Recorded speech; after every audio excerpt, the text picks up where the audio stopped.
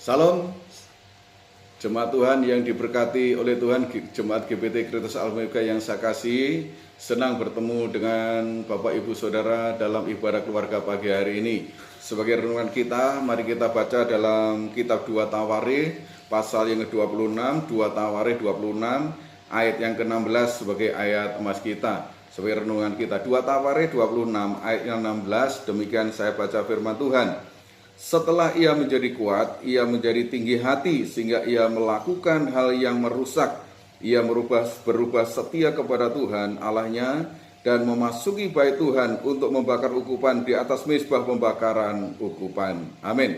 Mari kita berdoa. Terima kasih Tuhan bawa kami pagi hari untuk berjumpa dengan kebenaran Tuhan, dan kami bersyukur buat ibadah kami pagi hari ini dan keluarga-keluarga kami, dan kami percaya Tuhan akan memberkati kami kekuatan baru melalui kebenaran firman pagi hari ini. Terima kasih Bapa, kami sefirman-Mu dengan ucapan syukur dalam nama Tuhan Yesus kami berdoa, haleluya, amin. Saudaraku yang kasih dalam Tuhan, pagi hari ini kita belajar melalui satu tokoh yang bernama Uzia. Raja Uzia adalah Raja Yehuda yang sangat masih muda ketika ia dipanggil untuk menjadi Raja atas Yehuda, diangkat menjadi Raja. Ia berumur 16 tahun, tetapi ia adalah Raja yang melakukan apa yang benar di hadapan Tuhan. Ia mencari Tuhan Allahnya dan hidup takut akan Tuhan. Karena itu dia menjadi Raja yang berhasil dalam peperangan. Musuh-musuhnya di sekelilingnya, kerajaan-kerajaan di sekelilingnya Yehuda, mereka takluk kepada Uzia dan harus membayar upeti. Bukan hanya itu saja, bahkan Uzia bisa membangun menara-menara penjagaan yang memperkuat kerajaan mereka. Saudaraku, bukan hanya itu saja, dia juga membuka ladang-ladang pertanian, membuka sumur-sumur, kebun-kebun, dan dia sangat diberkati oleh Tuhan. Saudaraku dalam Tuhan, Raja Uzia menjadi raja yang sangat berhasil karena dia hidup benar di hadapan Tuhan, dia hidup takut akan Tuhan, dan dia mencari Tuhan Allahnya. Tetapi kalau kita lihat dalam ayat tadi, dalam ayat yang ke-16, maka di situ dikatakan setelah menjadi kuat, maka Uzia menjadi berubah setia kepada Tuhan. Saudaraku dalam Tuhan, saya berdoa senantiasa jemaat-jemaat GBT Christus Alpha Omega adalah jemaat-jemaat yang terus setia kepada Tuhan dalam kondisi apapun dalam hidup kita, baik dalam senang maupun dalam susah, baik dalam kekurangan maupun kelimpahan. Kita harus tetap menjadi jemaat yang setia kepada Tuhan. Amin. Mari kita lihat belajar dari Uzia. Saudaraku, Uzia adalah raja yang kemudian berubah setia kepada Tuhan. Kapan dia berubah setia? Kalau kita baca dalam ayat 16 tadi, ayat renungan kita, disuruh katakan setelah ia menjadi kuat. Setelah Uzia menjadi kuat, setelah kerajaannya menjadi kuat, maka Uzia berubah setia kepada Tuhan.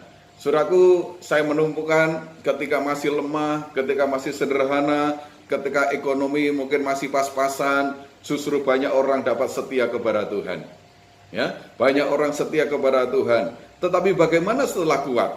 Bagaimana setelah ekonominya menguat, hidupnya mulai mapan, bahkan mungkin diberkati Tuhan, dan katakanlah menjadi orang yang kaya. Apakah dia masih setia kepada Tuhan? Saudaraku, mari kita jujur kepada Tuhan. Seringkali kita saya menemukan ketika sudah diberkati Tuhan, sudah banyak kesibukan, bisnis semua semakin lancar, ekonomi semakin meningkat, maka sudah tidak ada waktu lagi untuk doa. Tidak ada waktu lagi untuk baca firman. Tidak ada waktu lagi untuk beribadah kepada Tuhan dengan alasan kesibukan. Saudaraku, jangan sampai ini terjadi dalam hidup kita. Saudaraku, bagaimana Tuhan berkati kita dari awalnya, dari ketika kita tidak punya sesuatu dalam hidup kita, ketika ekonomi kita melemah, kemudian Tuhan berkati kita. Mari kita tetap menjadi orang jemaat yang setia kepada Tuhan. Ini yang Tuhan rindukan dalam hidup kita. Jangan sampai kita berubah setia ketika kita sudah kuat dalam hal apapun dalam hidup kita. Saudaraku, bagaimana Uzia berubah setia? Saudaraku, disitu dikatakan dia menjadi tinggi hati karena kerajaannya kuat, karena kerajaannya berhasil, karena dia kaya, maka dia menjadi tinggi hati. Saudaraku, tinggi hati itu adalah kesombongan. Kesombongan itu adalah lawannya Tuhan. Tuhan tidak suka dengan orang yang tinggi hati, orang yang sombong. Saudaraku, apapun yang Tuhan berikan dalam hidup kita, apapun yang Tuhan berikan dalam hidup kita, berkat-berkat, kelimpahan, kekayaan, kejayaan mungkin, Saudaraku, itu hanyalah sementara ada dalam dunia ini. Sesungguhnya itu adalah pemberian Tuhan. Tidak ada yang dapat kita sombongkan dalam hidup kita. Saudaraku, kenapa? Karena semua kalau kita miliki itu anugerah Tuhan. Saudaraku, 1 Petrus pasal 5 ayat 6, Rasul Petrus menasihatkan demikian. Rendahkanlah dirimu di bawah tangan Tuhan yang kuat, supaya engkau ditinggikannya pada waktunya. Rendahkan diri kita di hadapan Tuhan. Apapun yang Tuhan berikan dalam hidup kita, apapun yang Tuhan izinkan kita lalui dalam hidup kita, saudaraku, mari tetap memiliki kerendahan hati. Karena Tuhan melawan, Tuhan menentang orang-orang yang congkak. Musa memperingatkan kepada bangsa Israel ketika mereka mau masuk ke dalam tanah Kanaan. Musa mengatakan demikian dalam Ulangan pasal 9 ayat ke-4. Janganlah engkau berkata dalam hatimu, apabila Tuhan Allahmu telah mengusir mereka dari hadapanmu, karena jasa-jasakulah Tuhan membawa aku masuk menduduki negeri ini. Padahal karena kefasikan bangsa-bangsa itulah Tuhan menghalau mereka dari hadapanmu. Ini peringatan Musa kepada bangsa Israel. Jangan merasa engkau berjasa. Karena aku kuat, karena aku mampu, maka aku menduduki, mengalahkan kerajaan-kerajaan yang ada di tanah Kanaan. Tidak. Tetapi karena kefasikan bangsa-bangsa itulah, maka Tuhan menghalau mereka dan memberikan negeri itu kepada bangsa Israel. Saudaraku, tidak ada yang dapat kita banggakan dalam hidup kita. Ya, karena apa yang Tuhan berikan itu hanyalah sementara. Itu sebabnya kalau kita diberkati Tuhan, kalau kita berhasil, jangan kita tinggi hati, tapi mari kita tetap memiliki kerendahan hati dalam kehidupan kita. Haleluya. Nah, saudaraku, apa yang dilakukan Uzia? Apa yang dilakukan Uzia? Bagaimana Uzia berubah setia kepada Tuhan? Di situ dikatakan dalam ayat 16, dia melakukan hal-hal yang merusak. Melakukan hal-hal yang merusak. Uzia memasuki bait Tuhan dan membakar ukupan di sana. Saudaraku, membakar ukupan adalah tugas dari Imam Harun. Imam keturunan Harun tidak boleh dilakukan oleh siapapun kecuali imam-imam keturunan Harun. Tetapi Uzia sebagai seorang raja, dia masuk ke dalam bait Tuhan dan dia membakar ukupan. Dan hal itulah yang dikatakan oleh firman Tuhan, dia melakukan hal yang merusak. Saudaraku yang dalam Tuhan, kalau Tuhan izinkan, Tuhan berkati dalam kehidupan kita. Kita menjadi orang yang kuat, kita menjadi orang yang berhasil. Saudaraku, nasihat firman Tuhan, jangan kita tinggi hati. Dan yang kedua, jangan kita melakukan hal yang merusak dalam hidup kita. Saudaraku, saya melihat banyak orang ketika sudah diberkati, maka dia melakukan hal-hal yang merusak. Mungkin narkoba, mungkin korupsi, mungkin penyalahgunaan jabatan. Saudaraku, semua itu akan merusak apa yang Tuhan izinkan terjadi dalam hidup kita. Bagaimana orang kemudian Tuhan kembalikan kepada kedudukan yang semula ketika dia tidak dapat dipercaya oleh Tuhan. Saudaraku, saya menemukan banyak orang ketika dalam keterpurukan, dia katakan, Tuhan Pak, tolong doakan saya. Tuhan tolong berkati saya. Doakan saya Pak. Dan ketika dia sudah berhasil, kemudian lupa akan segalanya.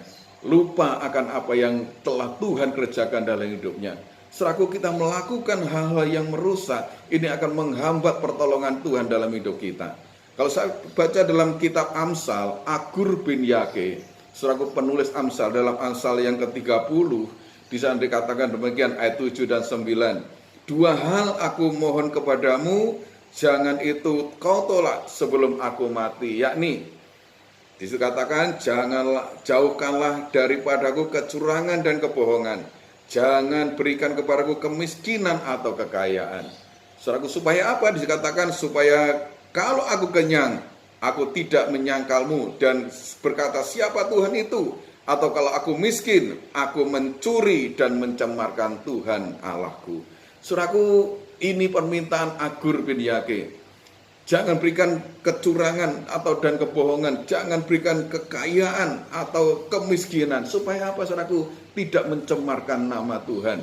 Artinya apa, saudaraku? Agur bin Yake menjaga hatinya untuk tetap setia kepada Tuhan. Menjaga hatinya untuk tidak melakukan hal-hal yang merusak dari berkat dan pertolongan Tuhan. Saya rindukan saudaraku jemaat GPT Kristus Alpha Omega. Doa saya senantiasa Tuhan memberkati. Tuhan membuat berhasil pekerjaanmu, Tuhan memberkati setiap usahamu, Tuhan memberkati bisnismu, apapun yang kita kerjakan Tuhan buat berhasil. Tapi ingat, jangan sampai itu membuat kita berubah setia kepada Tuhan. Jangan kemudian karena kesibukan kita dan kita melupakan Tuhan yang sudah memberkati hidup kita.